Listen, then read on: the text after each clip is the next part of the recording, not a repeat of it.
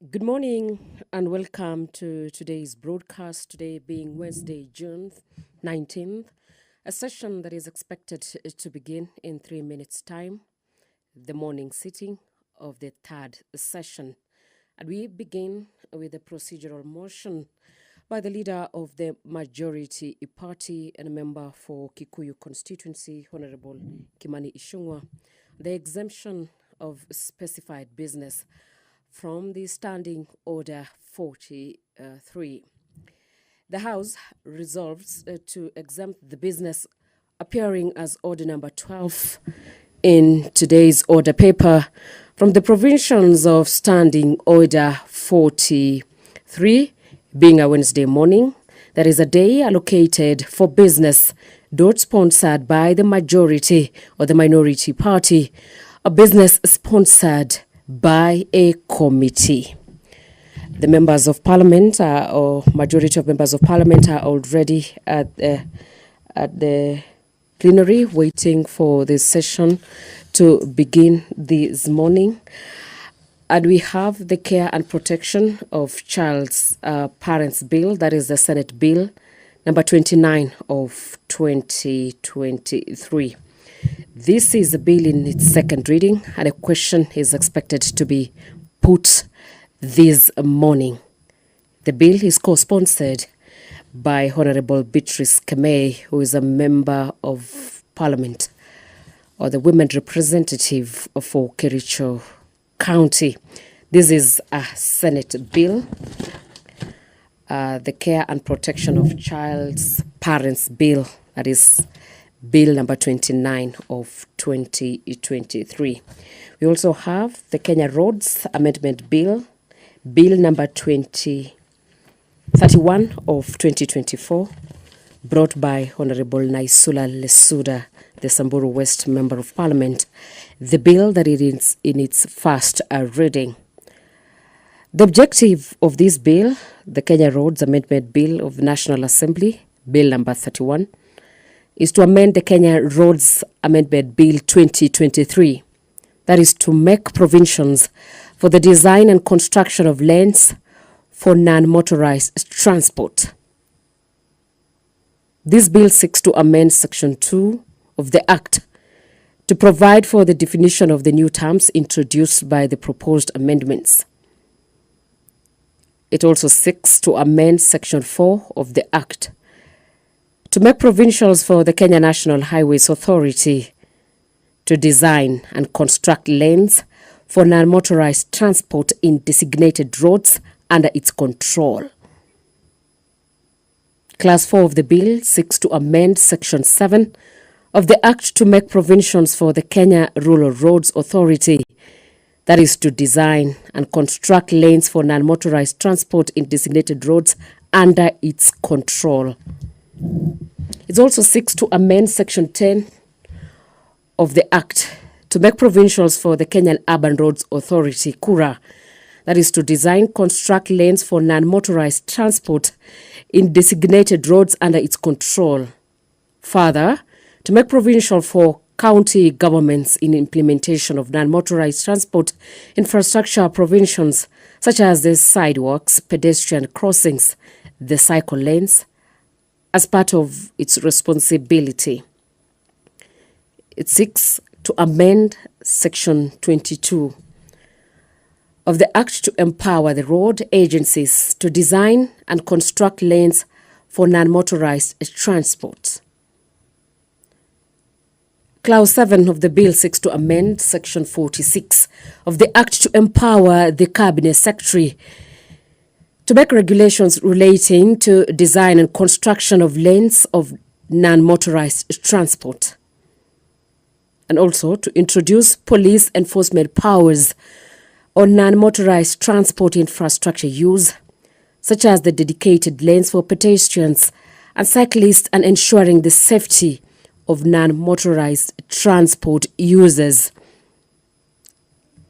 The statement on the delegation of legislative powers and limitation of fundamental rights and freedoms.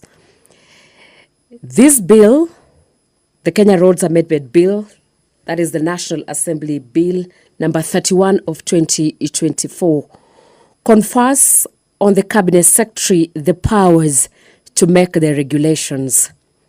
It does not limit any fundamental rights or freedoms. This is a bill that concerns the county governments, that is in terms of Article 110(1)(a) of the Constitution, as it affects the functions and powers of county governments as set out in paragraphs 5A and part 2 of the 4th schedule of our Constitution. This bill is definitely a money bill within Article 114 of the Constitution. That is the Kenya Roads Amendment Bill. That is the National Assembly Bill number 31 of 2024. We have a motion on supporting and promoting local fertilizer manufacturing industries, brought by Honorable Samuel Atandi. The Fertilizer and the Animal Food Act 2015 provides for the regulations of fertilizer importations in our country. The Fertilizer and Animal Foodstuffs Board regulates the fertilizer and animal foodstuffs industry, including the manufacture and production of fertilizers. The country currently relies heavily on imported fertilizer due to inadequate local production capacity.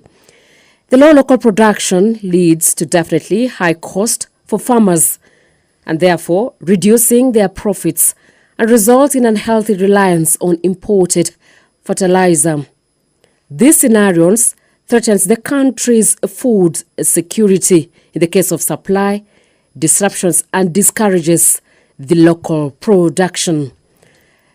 The Speaker of the National Assembly has walked into the House, Dr. Moses Masika Wetangula, for today's session.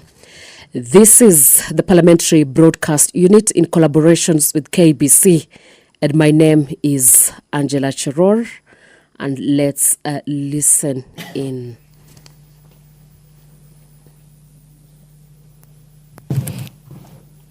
Waheshimiwa, tuombe.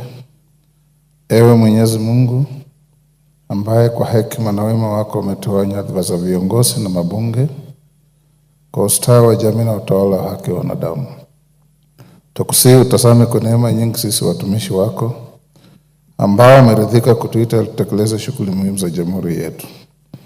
Tukuomba uteremshie baraka zako sisi tulikutanika hapa, na utujalie tuyatende na kufikiria mambo yote atakayofikishwa mbele yetu kwa njia ya haki na uaminifu, ili utukufu na sifa zako ziendelezwe na ili kustawisha amani, ufanisi na heri ya nchi yetu na wale ambao haja zao umezikabidhi mikononi mwetu. Amen.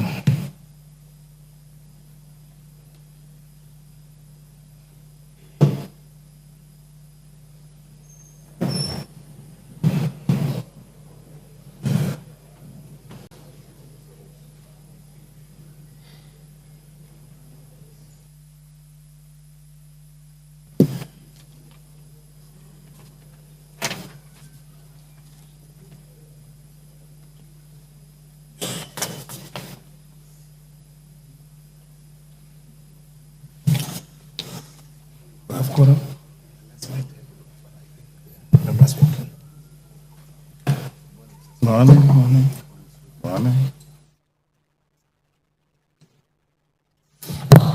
Honorable members, we have quorum to transact business. Clerk. Order number 1, administration of oath. Order number 2, communication from the chair. Order number 3, messages. Order number 4, petitions. Honorable Mark Mwenje.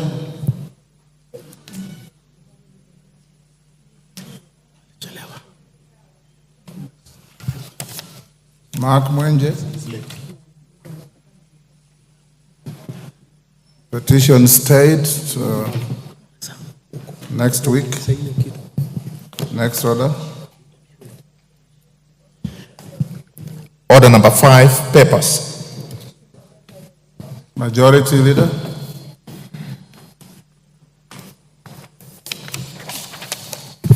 Thank you, Honorable Speaker. I beg to lay the following papers on the table of the House today, Wednesday, June 19th, 2024, morning sitting. Reports of the Auditor General and financial statements for the year ended 30th June 2023 and the certificates therein in respect of 1. Bomas of Kenya Limited, Kenya Forest Services, Water Resources Authority, Higher Education Loans Board, Kenya Water Institute, University of Nairobi Press, Kenya Medical Supplies Authority, Tourism Regulatory Authority, National Youth Council, and the Kenya Utalii College. I thank you, Honorable Speaker, and I beg to lay. Next order. Order number 6, notices of motion. Order number 7, questions and statements. Honorable Joseph Namwar, Turkana Central, is in the House. Honorable Lilian Sioi, Member Trans Nzoia County. Honorable Fatuma Masito, you may raise your question to Labour. Thank you, Mr. Speaker, sir. Mr. Speaker, sir, I would like to request for a statement regarding the unfair labor practices by Leisure Lodge Beach Hotel Golf Resort in Diani. Honorable Speaker, pursuant to the provision of Standing Order 44.2c, I rise to request a statement from the chairperson of Departmental Committee on Labor regarding the unfair labor practices by Diamond Leisure Lodge Beach and Golf Resort, formerly known as Leisure Beach and Golf Resort. Honorable Speaker, Article 41(1) of the Constitution provides that every person has the right to fair labor practices, which include the right to fair remuneration and the right to reasonable working conditions, among others. Despite of the above stated constitutional safeguards, Leisure Lodge Beach and Golf Resort continues to subject its employees to unfair labor practices, Mr. Speaker. The Kenya Union of Domestic Hotels, Educational, Institutional, and Hospital Workers, KUDHEIHA workers, Ukunda branch has severally received complaints by staff on the violation of workers' rights.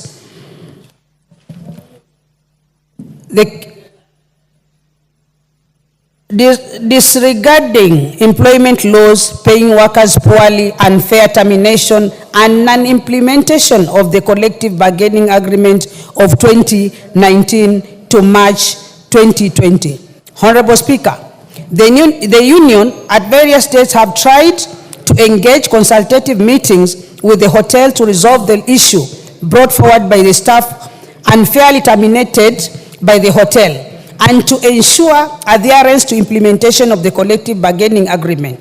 However, efforts of the union have been futile, considering individuals such as Mr. Wycliffe Jumaisi, John Jira, Ms. Margaret Laban, Mr. Lazarus Changawa, Mr. Kachocho Mare, and Mr. Idi Ali, and Mr. Kenneth Wanyonyi, Mr. John Dalu, and Mr. Laban Litunda are yet to be paid their terminal dues upon their unfair termination, Mr. Speaker. Honorable Speaker, it is against this background that I seek a statement from the Chairperson Departmental Committee on Labor on the following. 1. What action have been taken to ensure that Leisure Lodge Beach Resort complies with the shop level agreement entered into on 9th August 2021 with the Kenya Union of Domestic Hotels, Educational Institution, and Hospital Workers, KUDHEIHA Workers Union, as well as implementation of the collective agreement of 2019 to March 2020, Mr. Speaker. Why the hotel, formerly known as Leisure Lodge Beach Hotel, has unlawfully failed to make payments of terminal dues and arrears of the stated employees and provide timeless when the payment will be received, Mr. Speaker. Explain whether compensation provided for the unfair treatment by the experienced experience from their employer. I thank you, Mr. Speaker, sir. Chair Labour, Karemba, any member of the committee? Majority Leader, they'll bring the response in 2 weeks. Much obliged, sir. Mary Emase, Tesa South. Thank you, Honorable Speaker. This is a request for a statement on delayed remittance of pension to pensioners of the Kenya Broadcasting Corporation Staff Retirement Benefit Scheme. Honorable Speaker, pursuant to Standing Order 44-2C, I wish to request for a statement from the Chairperson of the Departmental Committee on Social Protection regarding delayed remittance of pension to pensioners of the Kenya Broadcasting Corporation.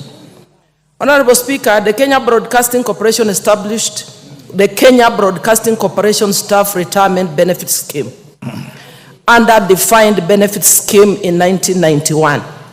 In 2010, the National Treasury issued Circular Number 18 of 2010, directing conversion of all defined benefit schemes in the public sector to defined contributory schemes. Notably, the Kenya Broadcasting Corporation Staff Retirement Benefit Scheme still operates as a defined benefit scheme. Honorable Speaker, while there are no pending employee and employer remittances to the pension scheme, the total unremitted contributions without interest stood at Kenya shillings 1,646,696,274 as at December 2023. Can you try another mic? Try the next one and see.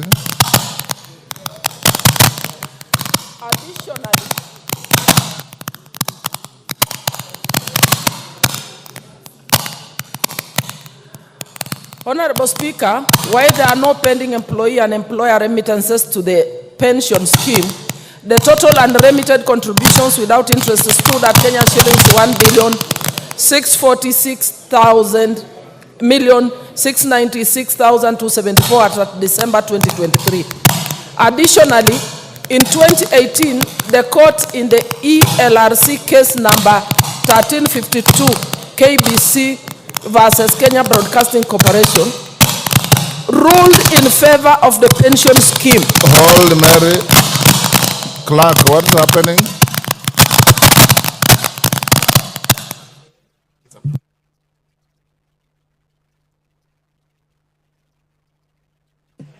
Give her the mic again.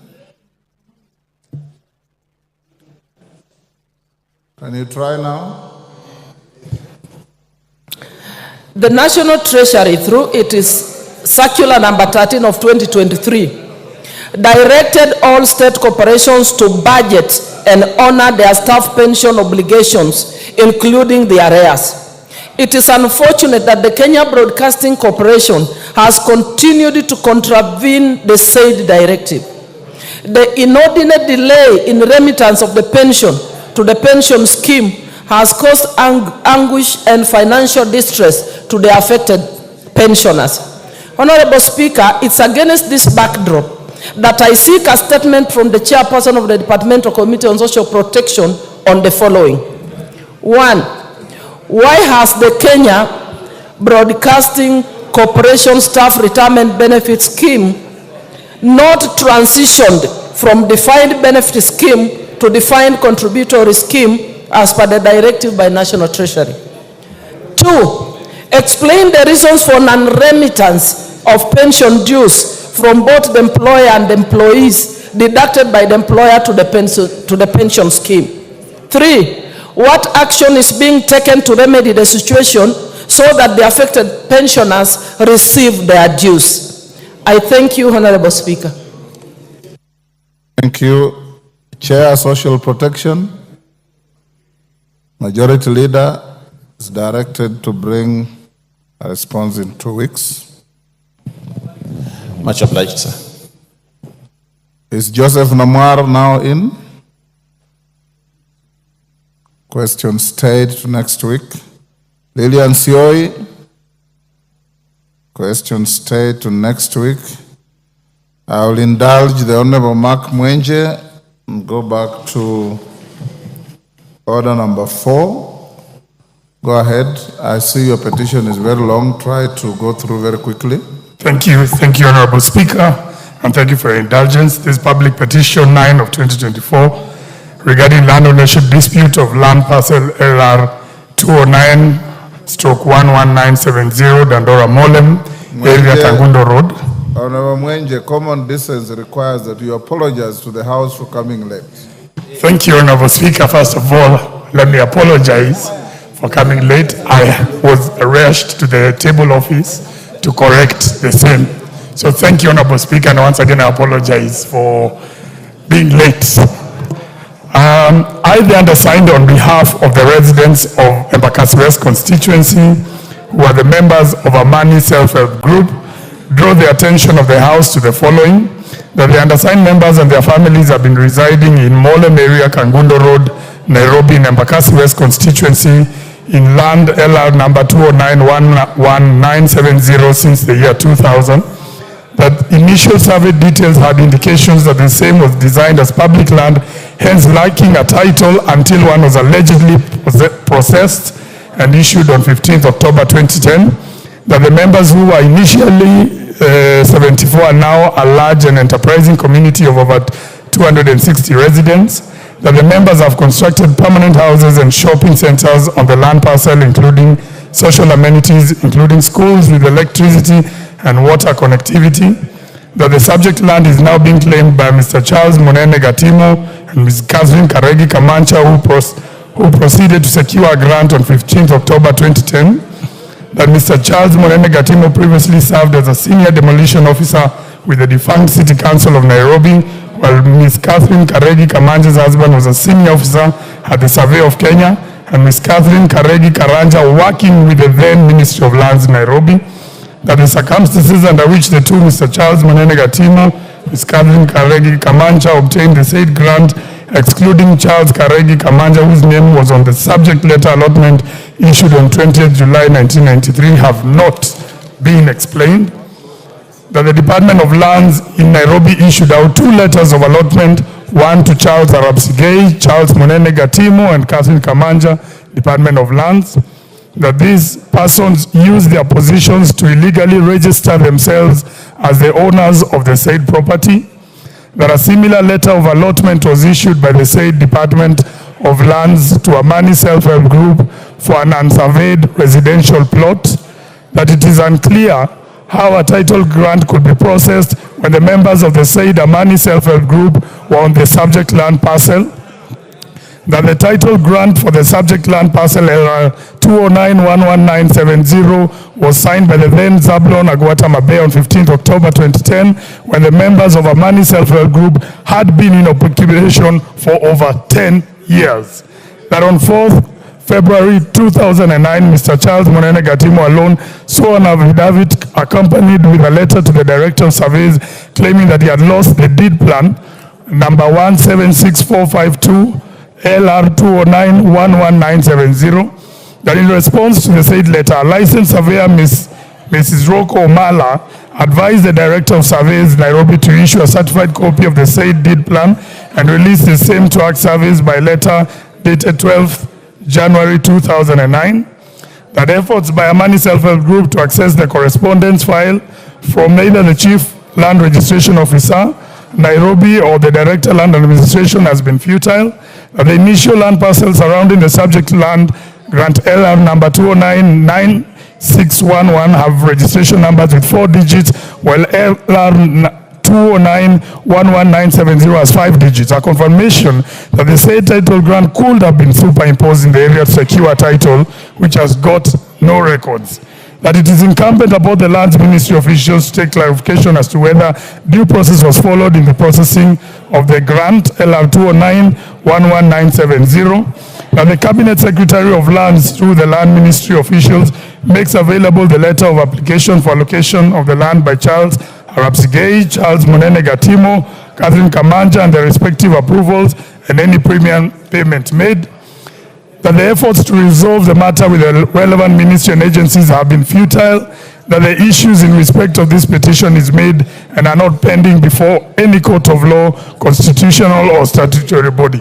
Therefore, your humble petitioners pray that the National Assembly, through the Public Petitions Committee 1, establishes the status of ownership of LR 209-11970 in the Dandora Molem area, Kangundo Road, Nairobi, in the Embakasi West constituency, vis-a-vis the allegedly illegally acquired title deed held by the private developers. 2, intervenes to have the government, through the Ministry of Lands and Physical Planning, to avail or table all legal documents in regard to ownership of LR 209-11970 in Dandora Molem, Kangundo area in the Embakasi West constituency. 3, makes any other order or direction that it deems fit in the circumstances. This petition, Honorable Speaker, is presented by myself as Member of Parliament for Embakasi West, and I thank you for your indulgence once again. Thank you, Honorable Speaker. Thank you, Mark Mwenje.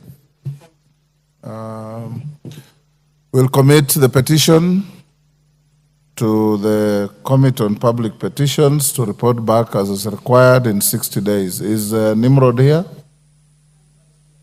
The Vice Chair? Yes, Janet, you report back in 60 days. Honorable Sioi and Honorable Namwar, I had already directed that your statements be pushed to next week, but on your intervention, I'll direct for them to be on the order paper tomorrow at 2:30. Next order. Order number 9, the care and order number 8, procedural motion, exemption of specified business from standing order 43. Majority Leader. Thank you, Honorable Speaker. Honorable Speaker, I move that this House resolves to exempt the business appearing as order number 12, order number 12 in today's paper from the provisions of standing order 43, being a Wednesday morning, a day allocated for business, not sponsored by the majority or minority party, or business sponsored by a committee. Honorable Speaker, if you look at order number 12, the finance bill, and as you know, the nation is really waiting for debate on this matter. And as you gave your direction, Honorable Speaker, yesterday, that we spend today morning and tomorrow, and today afternoon and tomorrow, just consolidating our thoughts and debate on the issues of the finance bill. This is an important matter as it is, Honorable Speaker and members. And therefore, we move that we exempt it from the provisions of Standing Order 43 so that we can start robust debate on this, so that eventually this House makes an informed decision at the end on the finance bill. So, Honorable Speaker, I beg to request that the Honorable Whip Osoro. You beg to move? I beg to move. Yes. I beg to move and request that the Honorable Osoro seconds. And you can only say I second if you want. Osoro. Thank you very much, Honorable Speaker. Honorable Speaker, it's indeed true that we really have a lot on our tray in this week and early next week. And for that reason, Honorable Speaker, I beg to second. Thank you. Honorable members, I now propose a question which is that this House resolves to exempt the business appearing as order number 12 in today's order paper from the provisions of Standing Order 43, being a Wednesday morning, a day allocated for business not sponsored by the majority or minority party or business sponsored by a committee. You put the question? I now put the question at order number 8, which is that this House resolves to exempt the business appearing as order number 12 in today's order paper from the provisions of Standing Order 43, being a Wednesday morning, a day allocated for business not sponsored by the majority or minority party or business sponsored by a committee. As members of that opinion say aye. Aye. Those of the contrary opinion say nay. The ayes have it. Next order. Order number 9, the Care and Protection of Child Parents Bill, Senate Bill number 29 of 2023, second reading. Question to be put. Order, honorable members on their feet, take your seats.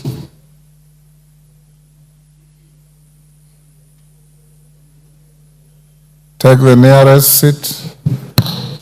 Honorable members, I now put the question at order number 9, which is that the Care and Protection of Child Parents Bill, Senate Bill number 29 of 2023, be now read a second time. As many as of that opinion say aye. Aye. Will those of the contrary opinion say nay? Nay. The ayes have it.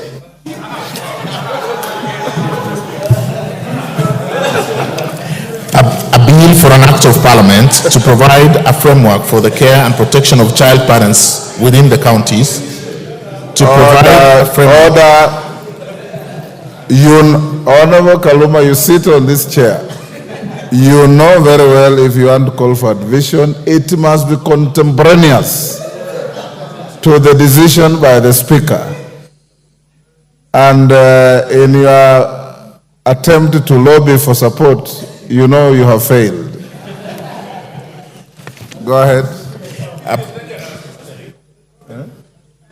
A bill for an act of parliament to provide a framework for the care and protection of child parents within the counties, to provide a framework through which an expectant girl child or a child parent may actualize their right to basic education and at the same time ensure the care of their children and for connected purposes. Thank you. Honorable Kajwang, you have a second bite to this bill at committee stage. Yes. It's entirely up to you. The speaker has no fight no dog in this fight. Next order. Order number 10, the Kenya Roads Amendment Bill, National Assembly Bill number 31 of 2024, first reading. A bill for an act of parliament to amend the Kenya Roads Act and for connected purposes.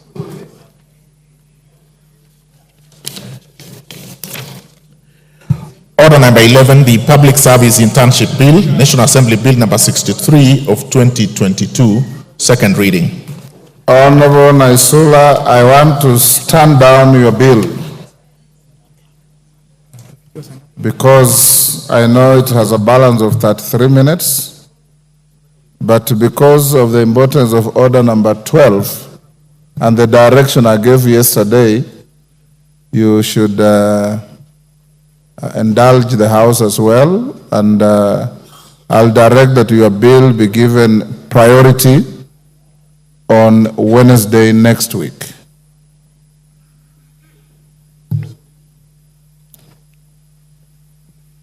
Most obliged, Mr. Speaker. I'm sorry, but you had my direction yesterday, and you've already also passed a motion to exempt this morning. Well directed. The kind of business that your bill has. Next order. Order number 12, the Finance Bill, National Assembly Bill number 30 of 2024, second reading. Chairman, Finance, and as the chairman comes to move the bill, honorable members, you recall my direction yesterday. We will have the bill moved and debated the whole of this morning. This afternoon at 2:30, apart from preliminaries, we'll go straight to the bill. If there is continued interest, tomorrow morning we already created a sitting. From 9:30, we'll go on with the bill.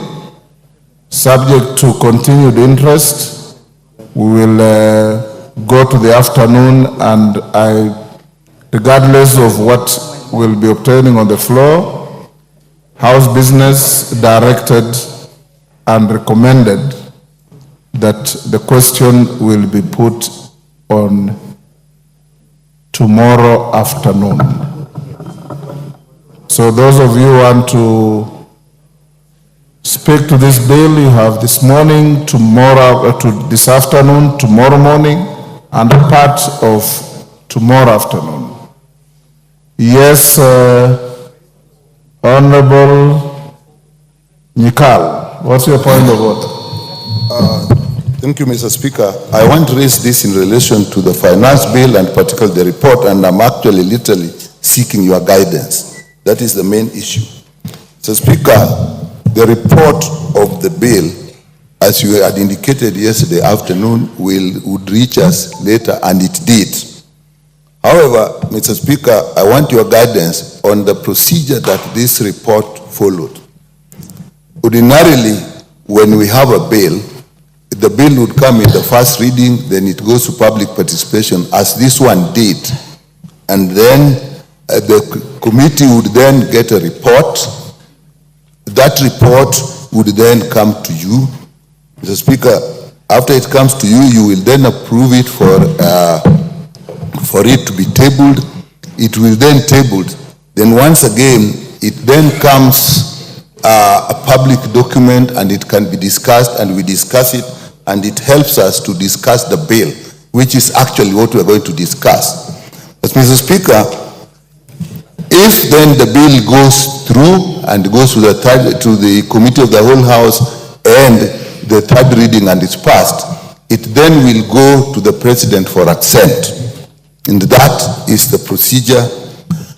In this case, Mr. Speaker, when the committee had apparently finished and they had probably signed it by both members from both sides of the divide, so to speak, Kenya Kwanza and Azimio, then this report... Honorable Nikal. Mr. Speaker, I'm seeking your guidance, so if you let me complete, then you will give me the guidance. Mr. Speaker, before that happened, this report was actually presented in a Kenya Kwanza parliamentary group meeting, which definitely was chaired by the President, even if it is in capacity as the leader of that coalition, but definitely he was now taking part in the legislation. At that point, the members of the committee from the Azimio side were not in that. And therefore, the report then came back, and Mr. Speaker, as far as I know, you actually had to go through it in the late afternoon yesterday, and we are aware, and as you promised, by about 6:50, I think it was then tabled after you approved it. Mr. Speaker, and that by about 10:30, it was then loaded up and we looked at it. My concern, Mr. Speaker, we seem to have then breached the process because we now had input from the executive, that is the President, before what we would have expected after the third reading is then when it would go. And if the President had views, he would then bring his views, his reservations and his suggestions. But here we did actually jump. Mr. Speaker, I'm raising this. What is the issue? The issue is that it actually went to the President and he had an input before it came to us. And why I'm doing this, Mr. Speaker, there is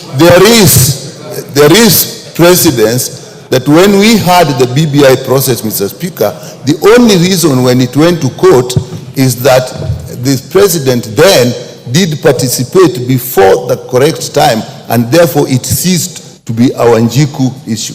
And Mr. Speaker, I looked at this and I saw some parallel and say, have we once again jumped the boat and then opened what we may pass, if we pass, to other people taking other actions because we didn't go through the correct procedure. Mr. Speaker, I put this in actually with very good faith so that we look at the division so that the legislative does its work and completes and then takes it to the executive instead of bringing the executive to start legislation before their time comes. It is in very good faith that I raise this, Mr. Speaker. It is in very good faith, but you have just made a general statement. What do you want the Speaker to do? I want the Speaker to rule that the report we have that will actually guide us actually already has input from the executive, which it shouldn't have, because with the executive would then come later after we pass it, after the third reading.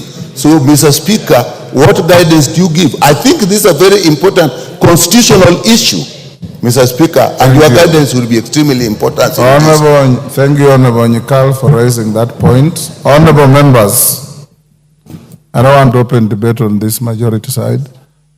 I have read the report, cover to cover. I have seen no reference to any meeting that you are talking about in that report. That's number one. Number two, caucusing among formations in parliament in a democracy is normal. Just as the majority side caucused, I'm also aware and I was informed, and I provided space for the minority side as your speaker for you to caucus last evening. And you did. Both caucusing are legitimate and legal under our standing orders and our constitution. Both caucusing and their outcomes cannot and will not be part of any report before the House. Indeed, if you have read the report like I have read, it has no reference to the majority side caucus or to the minority side caucus. Therefore, the bill before the House is proper. The report that was tabled upon my approval is available to every member. You may debate the bill and refer to the report. You may debate the bill without reference to the report. You may debate the bill without reference to any of the two. It's up to you. But the bill is before the House properly, and I now call the chair of the committee to move the bill. Thank you very much, Mr. Speaker, for your guidance. Mr. Speaker, I rise before you today with a sense of gratitude and appreciation for the opportunity to speak to this greatly esteemed august House.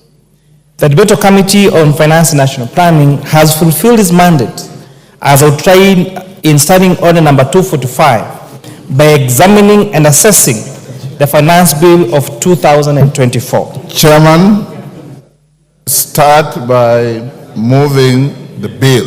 Mr. Speaker, sir, I beg to move that the Finance Bill now be read a second time. Then you go on with your...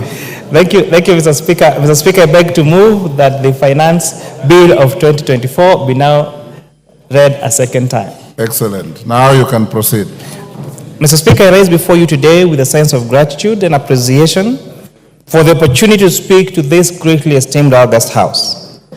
The Departmental Committee on Finance and National Planning has fulfilled its mandate as outlined in Standing Order 245 by examining and accessing the Finance Bill of 2024.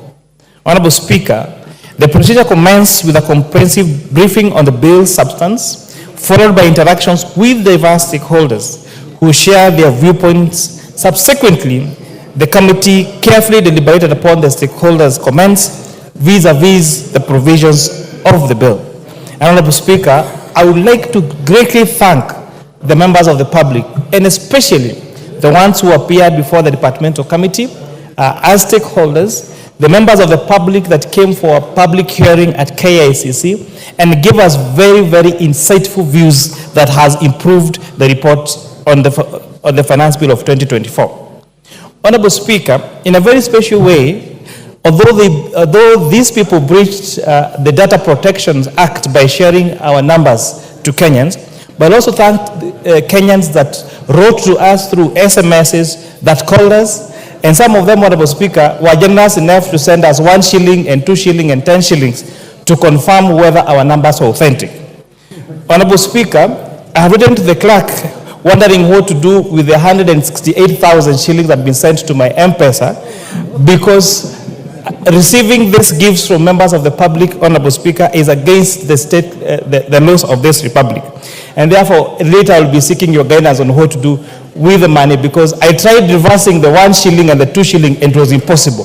it came in hundreds of thousands. But for your generosity, Kenyans, I want to thank you and tell you that your views are well received. Mr. Speaker, I would like to draw your attention to an important issue concerning Kenyans' tax revenue collection.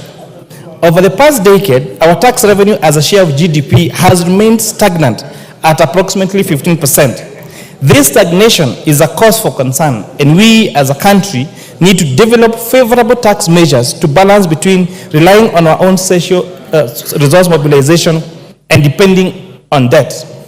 Honorable Speaker, this bill proposes to raise a total of 346 billion shillings to support the expenditures that will better be passed by this House through the appropriations bill, Honorable Speaker. Notably, this expenditure is going to lead to the highest allocation ever to county governments at 401 billion shillings. This is the first time, Honorable Speaker, that this allocation to counties through equitable shares is exceeding the 400 billion shillings mark.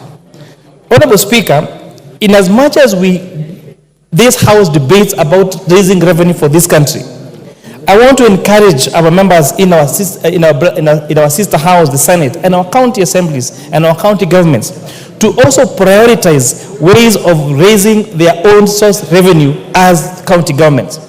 Honorable Speaker, I specifically want to laud Embu, Murang'a, and Nakuru counties that have exceeded their own source revenue share, because once counties are able to generate their own source revenue, it reduces the pressure that the national government has in collecting revenues to be sent to counties for conduction of county functions through the equitable share.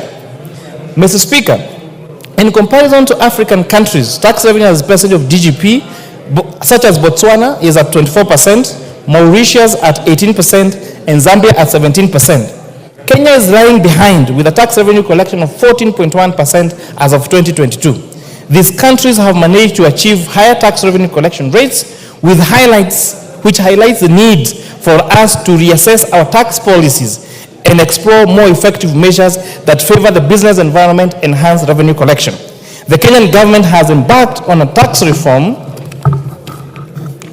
agenda through the medium-term revenue strategies, MTRS, aiming to increase the tax to GDP ratio to 25% by 2030. This reform is crucial for aligning Kenya with its regional peers and ensuring sustainable economic growth through improved domestic resource mobilization. Honorable Speaker, the reason why there is increased debate on taxation in this country is because we have 20% of Kenyans contributing to 80% of our taxes. That means there is a need to have a robust expansion of our tax base and ensure that if everyone in this country pays their equitable share of taxes, then we will not have to weigh this on the 20% that are paying 80% of our taxes in this country. Mr. Speaker, I would like to highlight a significant aspect of Kenya's economy over the past decade. We have witnessed the emergence of employment opportunities, especially around the digital marketplace. Significantly, this contributing to a significant economic evolution. Furthermore, the majority of jobs created during this period have been in the informal sector. As of 2022, approximately 83.3% of the 19.15 million Kenyans workers have been employed in the informal sector, reflecting the crucial role of the informal sector in our economy. This shows the importance of developing policies and strategies to support and regulate and support this vital segment. Mr. Speaker, the Finance Bill of 2024 had several tax proposals that will enable this country to increase its tax base, especially increasing its revenues. The committee carried out public participation and later deliberated the matters which inform our decisions. For instance, Clause 2 of the Finance Bill 2024 is expanding the definition of digital content monetization to include all creative work. The committee noted that not all creative works generate income.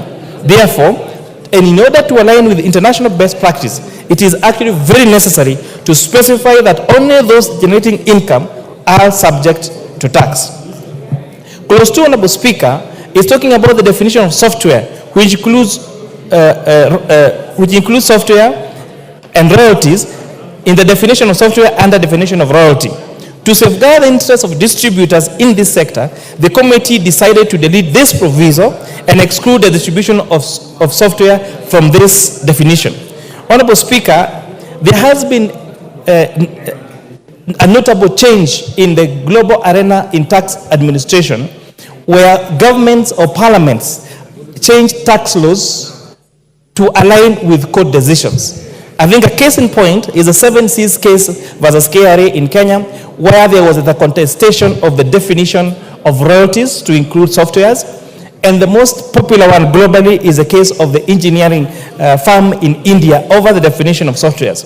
We appreciate that in as much as it is improvement in our jurisprudence and improvement in our laws to make law process to align with the decisions of courts, we need to be careful not to abuse the power of law legislation to negate the judgments made by our courts. Clause 4, Honorable Speaker, proposes to reduce the period for claiming deferred realized foreign exchange losses from 5 years to 3 years. The committee supports retaining the current period, allowing businesses to recover foreign exchange losses over 5 years instead of the proposed 3 years, especially during these times of uncertainties in the global market, and especially including the de-dollarization of the markets. For example, we have seen some of our global leaders backing their currencies through gold and not through, for example, the most popular used currencies such as the US dollar. Clause 6B2, Honorable Speaker, proposes to exempt reimbursement of expenses incurred for asset purchasing during official duties by public officers, which was extensively discussed with stakeholders. The committee ultimately decided to remove this amendment that aimed to exclude public officers from taxation on employment of benefits received as reimbursements for asset acquisition. This decision was driven by concerns by members of the public that such exemption would unfairly discriminate against private sector employees and could potentially be abused. As framed on the bill, Honorable Speaker, there is no definition of what these assets are, and therefore we stand a risk of having public officers buy houses or buy factories, and those factories or houses that they buy from taxpayers' money will not be subject to tax. So the best way would have been to treat the same for public officers, the same with private officers. But Honorable Speaker, if we allow private officers to be exempted from tax on payments made to them for assets, you might find officers being paid in terms of assets just for tax planning and tax avoidance. Clause 8, Honorable Speaker, proposes to repeal the digital service tax and its replacement with a significant economic presence tax at the rate of 30% on 20% deemed profit. This committee acknowledges that digital service providers typically enjoy a higher profit margin due to lower production costs compared to companies with physical presence. Therefore, the adjustment aims to align the deemed profit more closely with what will be expected in those companies if those companies face similar cost structures. This is a revenue enhancement measure to ensure that digital service providers pay their fair share of tax. Additionally, and notably, Honorable Speaker, the committee proposes amending this clause to include a gradual increase in the rate of from 1.5% to 3% and not from 1.5% to 6% as proposed in the bill. And this is to ensure there is first implementation of this adjustment. Honorable Speaker, this has been one of the most confused clauses that has been to the members of the public. This tax is not on digital content creators. This tax is for these applications, for example, Uber Eats, Jumia, and the tax is imposed on the owners of the platform, not on the consumers or those people making those deliveries, Honorable Speaker. And this has been endorsed by the best practice through OECD countries to have a uniformity globally on taxation around the digital marketplace, Honorable Speaker. On clause 912G, there is the proposed introduction of minimum top-up tax. This committee strongly supports its measure, noting its global adoption in over 60 countries, where many of these key multinational companies operate. Failing to implement this tax in Kenya would undermine the fair application of tax obligations, potentially allowing constituent companies located in Kenya to underpay their share of revenues. This amendment is aligned to the multilateral instruments on profit shifting and base erosion that this House approved a month ago. Again, another very misinterpreted clause. The minimum top-up tax, to explain simply, means where a multinational company operates in Kenya and as a group company, and in the company of their origin, they have a lower tax rate than that of Kenya, then they will be required to pay this minimum top-up tax. And again, this is to align ourselves with best practice. Clause 9, 12H, proposes an introduction of motor vehicle tax at the rate of 2.5% of the value of the vehicle. With this clause, the committee knows the following.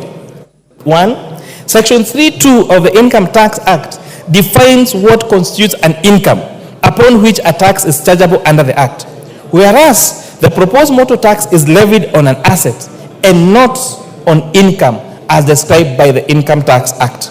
The proposal, Honorable Speaker, to cap the levy at 100,000 shillings makes this tax discriminatory and non-progressive, because this essentially means that those motor vehicles that have a value of 4 million shillings and below would have paid the fair tax of 2.5%.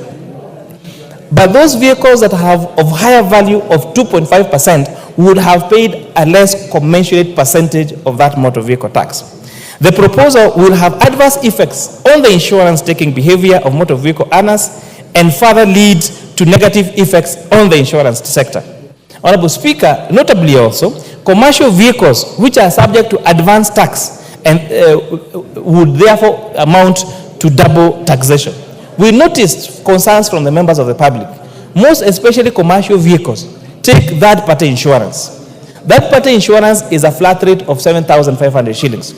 So if we impose 2.5% on a matatu that say is worth 4 million shillings, that means that the motor vehicle tax on that matatu would be 100,000 shillings. And considering that most of them struggle to even raise the 7,500 shillings comprehensive insurance, then that would be quite punitive and would actually even lead to them not taking the regular insurance for their motor vehicles. From the foregoing, the committee recommends therefore the deletion of the proposed motor vehicle tax.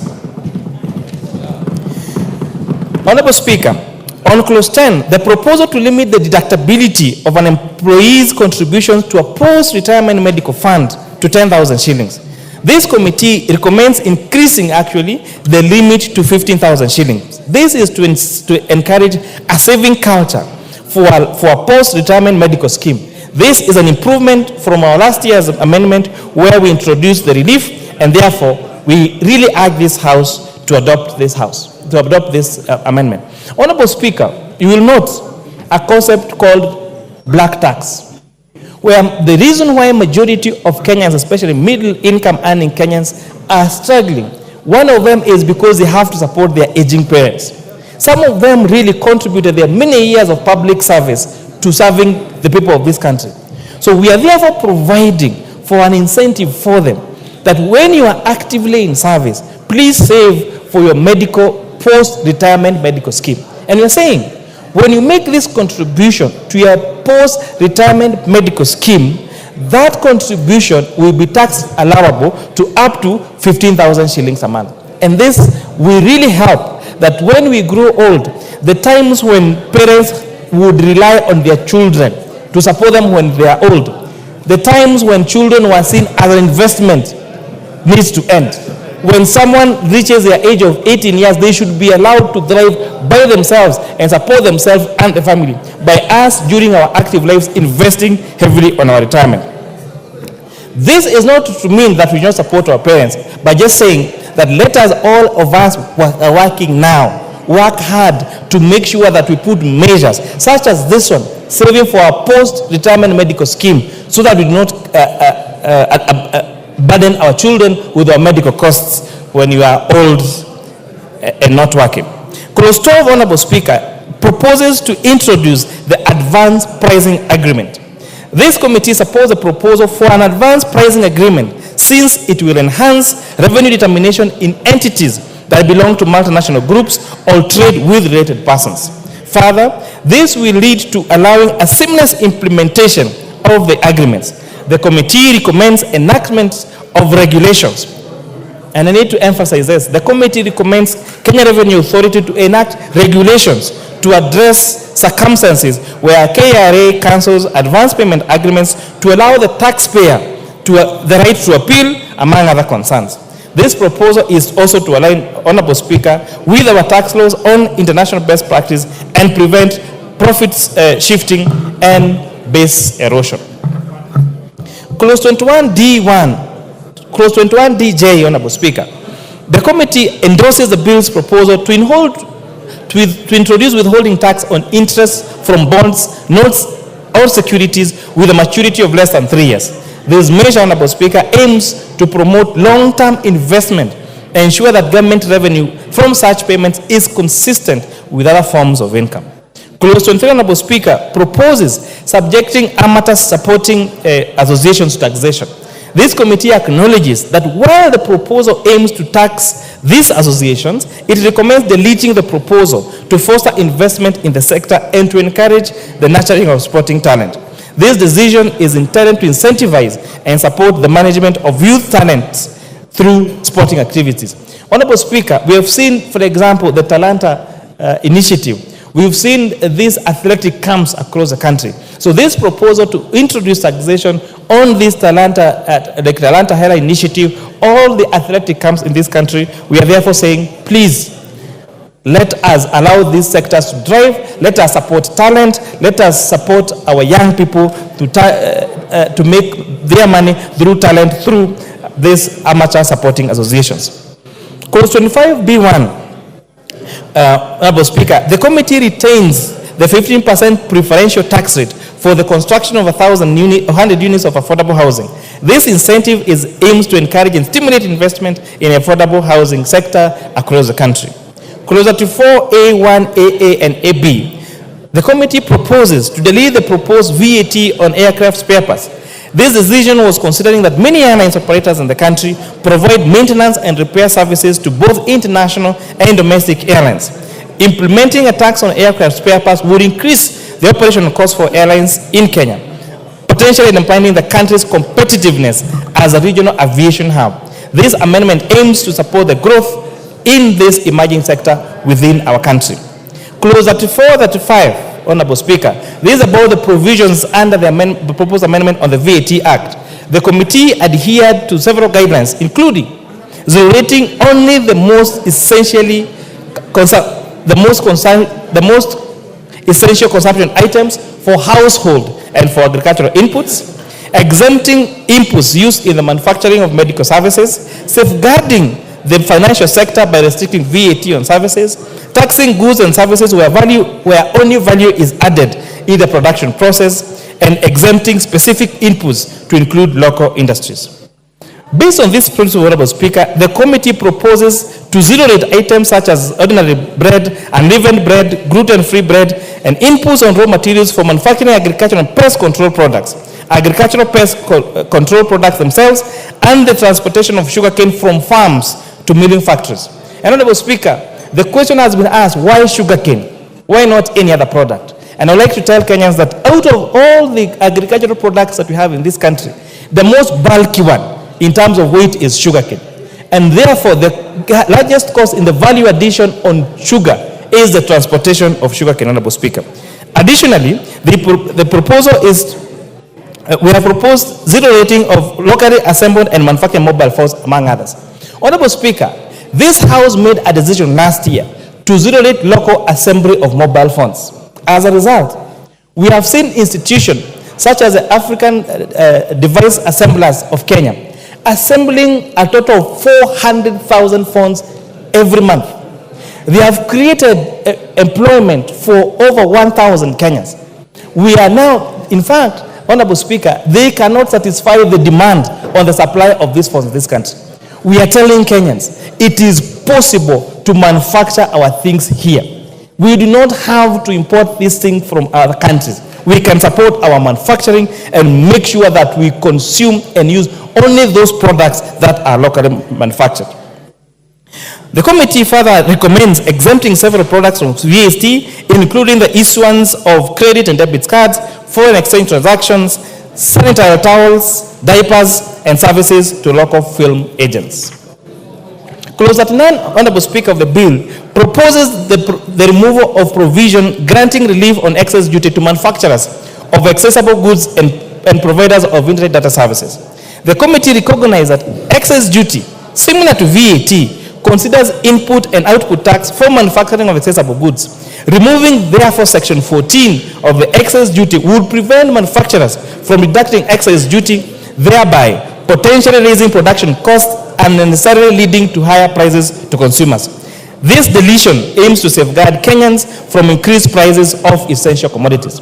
Honorable Speaker, it is East African community practice that excess duty on inputs become a tax allowable expense to manufacturers.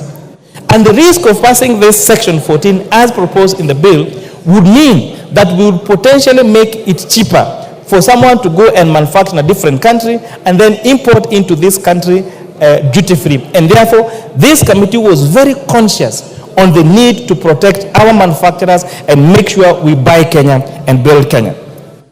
Clause 39 proposes the removal of the provision granting relief on excess duty on accessible goods. I have explained that. Clause 42, Honorable Speaker, addresses excess duty on goods where the committee is guided by the following principal criteria: exempting goods from locally manufactured goods, exempting products to prevent increases in consumer prices, improving the administration of excess duty for ease. Based on this principle, therefore, the committee recommends the following: exempting vegetable oils, fertilized eggs, and clinker from excess duty. Honorable Speaker, I would like to explain what the difference is between these eggs. We have what we call table eggs. Table eggs is ready-to-eat eggs that we eat here at our restaurant or our homes. We have incubated eggs of what we call fertilized eggs. These are eggs that are ready to hatch. These are the ones that give us, for example, the one-day-old chicks. Honorable Speaker, as a poultry farmer myself, I attempted, when I was buying my one-day-old chicks, I was told that I needed to wait for 4 months before I got the one-day-old chicks, Honorable Speaker. This means that there is a great, the supply of fertilized eggs in this country is much lower than that of table eggs. However, we need to protect our eggs from imported eggs from other markets. Therefore, a few years ago, if you remember, Kenyans were eating eggs from Uganda at the expense of eggs that are laid by own chicken here. It is plausible. It defeats any reason why we should allow an egg laid in a different country to land into a country at a cheaper price than eggs that are being made by our farmers here. So we have therefore introduced, Honorable Speaker, a imposition of excess duty on imported table eggs, on imported onions, and on